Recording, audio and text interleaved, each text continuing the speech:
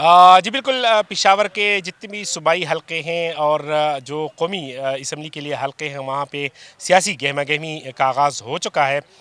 इस वक्त हम सूबाई असम्बली के PK 74 हलक़े में मौजूद हैं, जहाँ पे तकरीबन 3,30,000 से ज़ायद आबादी पर मुश्तमिल ये इलाका है और 1,27,000 से ज़ायद वोटर इस हलक़े में रजिस्टर्ड है, जिनमें 75,000 के करीब मर्द वोटर्स है, जबकि 60,000 के करीब जो है ख़वातीन वोटर इस हलक़े में जो है रजिस्टर्ड है।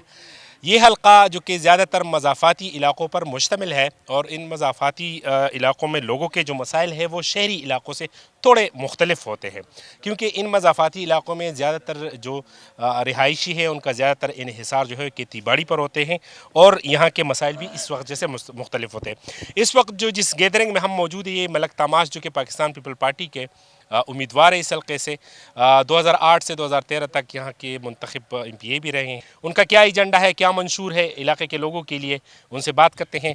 ये आपको पता है कि रूरल एरिया में ख़ास कर ज़मींदारों को आबपाशी का जो मसला है वो ख़ास कर ये लोग हमें शिकायत करते हैं कि जी हमें ये फैसिलिटीज़ चाहिए।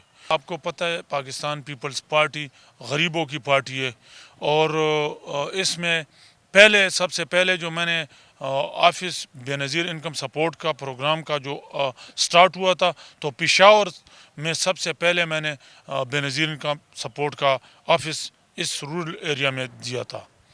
तो इंशाल्लाह यही कोशिश रहेगी। शुक्रिया, बड़ी मेहरबानी जी। बहुत शुक्रिया। बिल्कुल इस हल्के के जो बड़े बड़े मसाइल मलिक तमाश साहब भी बता रहे थे और यकीनी तौर पर इस हल्के के लोग ज़्यादातर जो आबादी है वो गुरबा पर मुश्तमिल है।